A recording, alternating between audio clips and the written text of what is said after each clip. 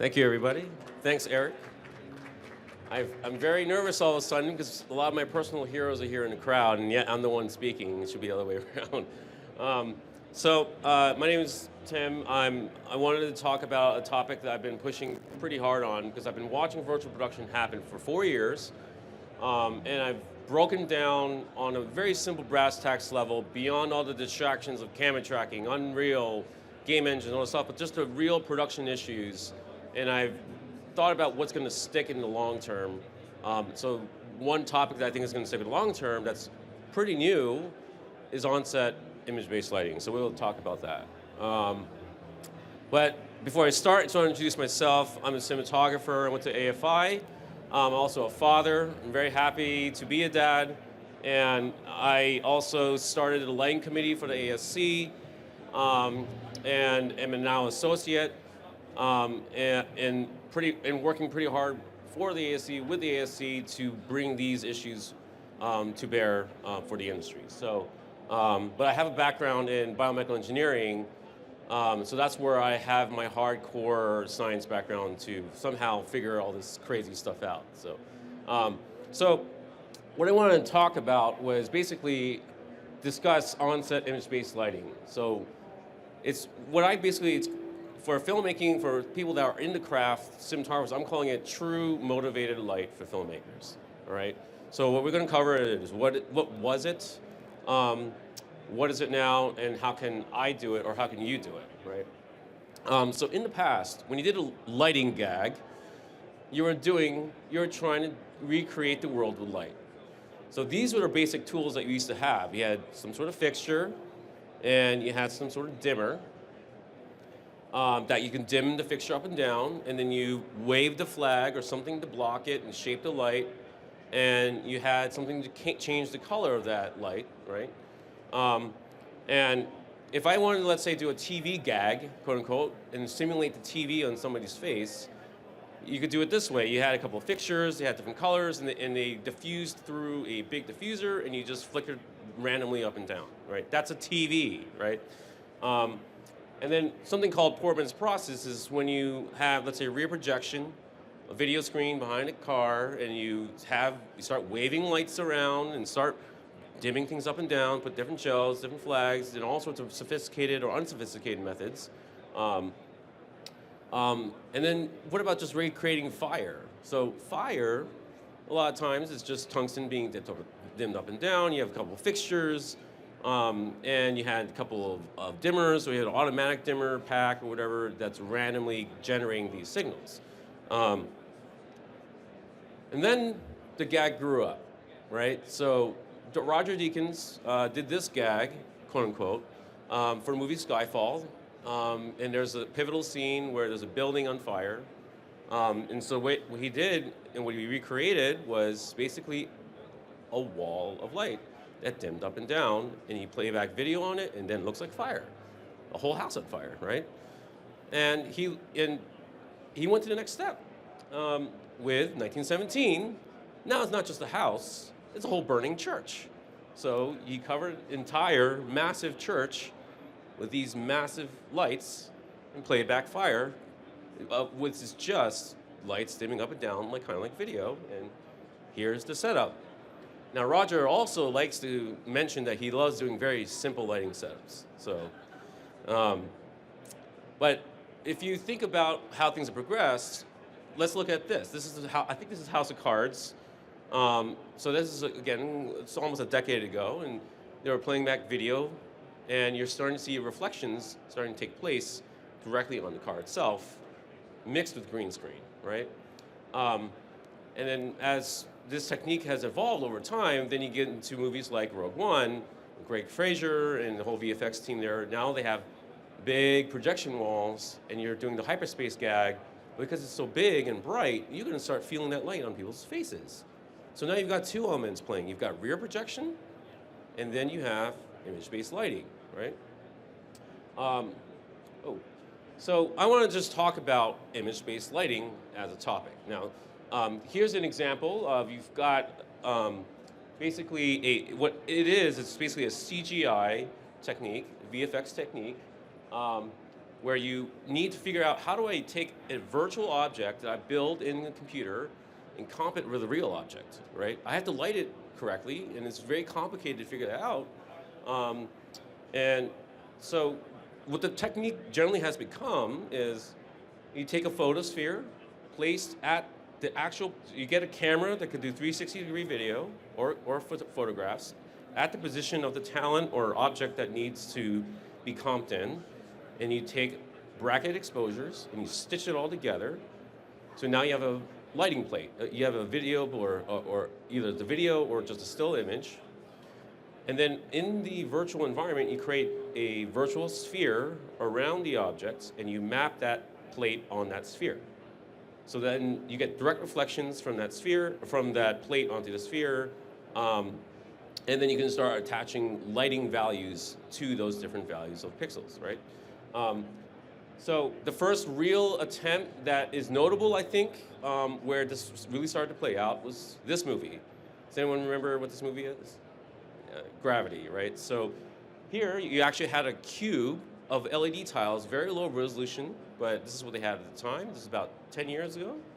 And you can see different instances in BTS of having sparks and explosions now being not just a lot of little gremlins dimming things up and down. Now it's just a video feed, right? And here's an example of one of the final results, right? So this guy, who's also in the audience, and now that's why it's very embarrassing for me to mention him, but this person, Paul, I had the chance, because of Eric's lead, we worked on a project 2 years ago on exploring this with what it was now becoming virtual production techniques, as we know now. So there's a real academic basis and computational basis behind what's going on here. So I'm going to kind of break it down to a certain simple level. So this is a real scene that we shot. I think it was in Playa Vista, and one of the hardest scenes to recreate in a virtual production stage with image-based lighting is direct sun, a day exterior, as we call it. So we shot this shot, and then here's a photosphere that Paul took, and then the great folks at Weta created a plate called the HDRI, or high dynamic range image, that stitched together all the bracketed exposures as well as all the panorama. And this is just a rendering of that. There's a sun is up here, and the sun data is actually in the file, right? When you play back, this is the render from Weta, so now you're getting a real reference that this is not, this was not on set. This is a virtual rendering, but it looks pretty realistic with the lighting because of the HDRI plate. So we went to a stage, I think it was XR Studio or XR Stage, I can't remember. XR Stage, yeah. Up in Pacoima. And Paul created this, this map so we could make sure that we had the correct mapping of the environment onto the wall, right? So when we mapped that HDR plate, now you can see we recreated that world on the stage, right? So if it's behind a person, it's not lighting the person, it's lighting their back. So what we did was we lit them from the other way around and made that the whole light source. But there's a problem here. And this is where you're seeing the limitations of image-based lighting with video tiles, besides the spectral issue, which I've covered in the past, but just output. You have this sun right here, you're not going to be able to have the dynamic range to have them go bright enough at the point where the sun is to really be the sun, right? So we stuck a fixture there, and that fixture, I dialed in the exact contrast ratio, the difference of that sun versus the rest of the world, and the final result is this, right? So now you're seeing the actual pretty close match. This looks like you just opened up a garage door and had the sun streaming in. But this is lit with the volume wall, and it's lit with the fixture. So, so I think what I wanted to get into is how does this work in real on set? Well, let's ask this guy. This is Ansel Adams. He was he's a well-known fine arts photographer, but he was also one of the foundational people that figured out a very clear way of exposing tonality and carrying it, that intention of the image throughout the entire process. So the book, The Negative, is easily available. You can look through this and get completely lost, like I did. It took me about 5 years of my life to really understand it. But essentially what he did was he just took, okay, if I have a final image in my head, I can break that down into 10 zones of tonality, from black to white, right? And using the apparatus of the technology they had at the time, you get all the different tones in the real world. You get the tones of the thing capturing the tonality, which was a film stock, or how much dense the film grain is. And then you characterize the output of something, which is like a paper, print paper, or actual film stock. You had this transfer of values from tones to actual light. Now you could do that with a camera, because the camera is basically capturing digital values as close to the real world relative differences of light. If it didn't, it's a terrible camera. You wouldn't be able to trust that camera. So digital cinematography and digital cameras have gotten so good at this that now it's become a great recording device. So I can go to a real scene, use a camera, export that camera with a very clear language, which is called a video standard, which we'll talk about in a couple minutes. Load it onto, let's say, a video console, a lighting console, and then I can play out that console turns those digital values of video into DMX values, which is what lighting fixtures understand. So that is a really poorly photographed image using my phone of the actual video playing out on the light fixture, right? And so what you basically need overall, finally, so you need to have spectrum, camera sees it, the camera is getting converted to a clear standard. You have a lighting console or something else that could convert it to lighting fixture values, and make sure that the lighting fixture is calibrated to play back those values with good spectrum, right? So again, this is the actual things you need to do in your fixture, in your system, to make sure this works. Now, all this technical gobbledygook aside, how do we actually do this? Well, in an ideal world, I would have basically this whole stage. Let's say like it's a 50-foot stage, sorry, 100-foot stage. You blanket the walls of the stage with fixtures overhead and all around, not for direct reflection, but you could play back an entire video plate onto the fixtures, right? That would be an ideal, but it's also expensive. So what you can also do is something called what I call windows to the world, where you have a couple strategically placed larger arrays of fixtures all around of different types, where you can then play back the world appropriately, right? So here's a test of how that works. So one of these is a real day interior, and one of these is with a fixture. And it's hard to see behind his head, but you can see that there's a real different shift in the tonality of color behind his head, because that's what real life is like, right? You have a blue sky, you've got brown ground. When he casts shadows, these are the subtle tells that makes you realize this is a real thing, right? So condition one was the day interior, and I had a 10-foot garage door, right? 10-foot by 10-foot garage door, and then I had an 8-foot fixture of 8-foot array of 48 fixtures, and I lined up the aperture relative to the talent that I was illuminating, so that you had, if I lined it up, I'm exactly covering the 10-foot garage door, had the same angle of incidence on the person with this 8-foot fixture. So this will give you exactly the same quality of light, right? So this is 10 feet. That's what we saw outside the garage door. And this is where I would line up that 8-foot array right there.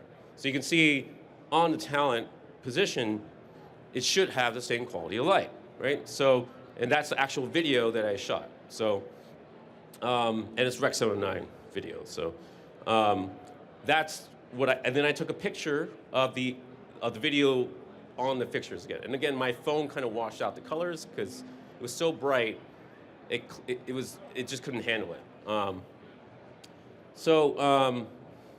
If I just do a black and white, or grayscale, sorry, not black and white, grayscale, tonality comparison, this is the actual day interior, and here's me talking. And these are three different color temps of the actual scene that I shot played back, two, or I just did blank white.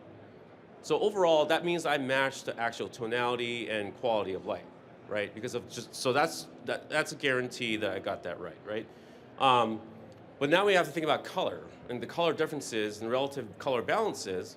This is daylight interior, and as you can see, again, as an example, you can see the differences of the shadow cast by the C-stand Gobblehead knuckle.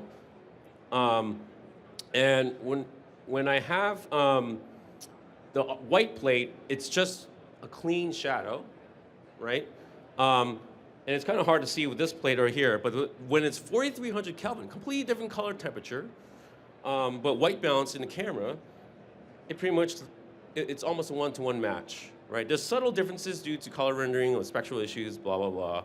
But ultimately, this would sell for most people, and you can even see right here that the shadow knuckle difference right here is pretty close to the real thing. So that's just a example of the fact that if you do the actual technical things and line it exactly up right, and your fixtures can do the right things, now it just starts working and you forget about all the nerdiness, and then it just becomes fun.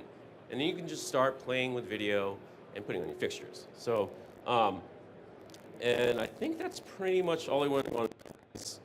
Oh, sorry. So how would I actually do it? Here's some workflows. Basically you need pixel mapping software that can take video of any sort, convert to lighting data. And I'm going to or you could do it with Lighting Console, which already exists, right? In a real full virtual production environments, you have a media server that basically handles all this, right? It can take in all, like game engine output, or the game engine itself is the video server, is the media server. And you can drive the video wall. You can also drive lighting fixtures, as I mentioned, that have been calibrated for playing back video, right? Or displaying back video as lighting. So you also need to, because there's already a legacy language of lighting called DMX, you also have to make DMX profiles that can transmit these values. Now, they're just RGB. So we just created, what we did at Quasar, we just created a dumb, simple, RGB only profile, but it's Rec 709 broadcast or whatever, standard. You can do simple RGB that way. Or if the fixture is intelligent enough, we can do RGB and then transmit general white balancing, color space parameters in your lighting protocol language. Now I know this is very technical if you've never done lighting before, but this is what needs to happen in a lighting fixture for you to be able to send video data to a fixture, right? I'm going to skip through that part, and I think that's pretty much it. Now, one thing we've also did 2 years ago, and now I put into this, is that if I am mixing, though, the reality, if I'm getting spill from an LED wall, and I have good color, and I get a weird transition of color on the talent, then that becomes a real issue. I put in a feature that you can dial in the spectrum to whatever you need to taste, so that you can blend the two different worlds together. So I think that's pretty much it. I'm going to skip through the end. There's a demo basically I'm doing at the B&H booth to really see this in person. It really makes a difference. You have to see it in person to understand it. I know this is very theoretical, but it is a real thing. It's working. Let's go to the B&H booth, and we'll nerd out together. So Thanks to everybody, especially this guy, because this wouldn't have happened. All this innovation that we tried to do wouldn't have happened without that test. So thank you very much. All right. Yeah. Thank you, everybody. Some questions for Tim. What do we got out there? Hey, sorry, thank you so much. I might have missed it, but for the garage door test, did you have additional lights besides just a straight open garage door? Okay, yeah. That was the only light. The only light, yeah. Nice. Dane Bren. What do you think of these mimics that you have to the left and to the right of you? They're great. In terms of, moving, keeping light moving and actually a dynamic. Is there other panels that you're excited about that have the movement? Yeah, I mean, these are display tiles that you can use to light with, right? And I think that's a wonderful thing, because if you can do a full, true volume with some tiles like this, that you don't necessarily, you can't really shoot that and sell that itself, but it will work really well. Again, it's the same limitation. If you solve the spectrum issue with this, you still have the same limitation, though, of output. If I wanted a point source light, you need, or some harder light, that's where our stuff comes in, where they have a lot more punch. Let's say you spot meter this is what, 10,000 nits, I think. Any fixture, most fixtures, that's nothing. I mean, our fixtures are maybe 50 to 60,000 nits, I think, if you spot meter the surface of it. So you need to have that output for some real effects to really work if you play back a video feed on it. So, because you need to have that contrast difference, right? So I don't think there's going to be a binary, you only use one type of display tile like this. I think in the future, in the near future or right now, you employ different methods all in one space, and you become more selective of how you mix it all together. And I think that's why I think it's a wonderful thing to have a diversity of tools to solve different kinds of problems. So. Hi, Tim. Hey, Dave. So you sort of glossed over the spectrum issues of LEDs, but maybe you should say a little something more about gaps in spectrum and how LEDs, especially LED wall panels, make colors and don't make colors? Yes. I didn't talk about that because that's a whole topic I've talked about a lot already, and it's a whole discussion. But what's going on is cameras are calibrated for full spectrum light. Cameras are expecting full spectrum light to hit objects, and they are calibrated to understand that. And when you only have 3 spikes of spectrum coming out of the light, you get much different values that the camera will then report, and therefore, it's always a problem when you start expecting things to look correct in camera with LED tiles as your light source. So, Paul DeVivek. Great. Great talk. And I was wondering, with this vision of having various fixtures around the stage that are going to try to produce the illumination, they're still somewhat localized to just, a fixture over here, a fixture here, a fixture here. Yeah. And then there's lots of areas where light maybe originally was coming from, but there aren't lights there. So you've got to kind of move that light into the fixtures. Yeah. Do you have a way of, a computational way of moving any of that light into the fixtures? And is it ultimately going to be a good enough approximation for most cases? I think it's going to be a good enough approximation for most cases, because but I think, as I said, the ideal thing is to have a true volume that's far away as possible that you're mapping the environment onto, and then you augment that, with, if it's not enough of, let's say, a contrast difference between 2 things, you can have a closer fixture like a mimic or something, I think Rowe has the RGBW tile they're coming out with. You have something like that outputting enough, and you have that closer to have, because what really you're talking about here, why you need diversity, is not just output, it's also proximity. If everything's all far away or everything's close, you give away you break the uncanny valley of lighting reality. Because look, even in here, there's light sources really far away, is light sources that are close to me and have very different qualities of light on my face. So you need to also reproduce that difference of actual space and differences of fall off in reality. So that's why I think there's always going to be a need for a diversity of tools to play back the video. All right, and we're going to have to call it at that point. Sorry, hopefully you can catch him afterwards. But thank you so much, Tim. Really appreciate it. Thank you. Thanks for having me, guys.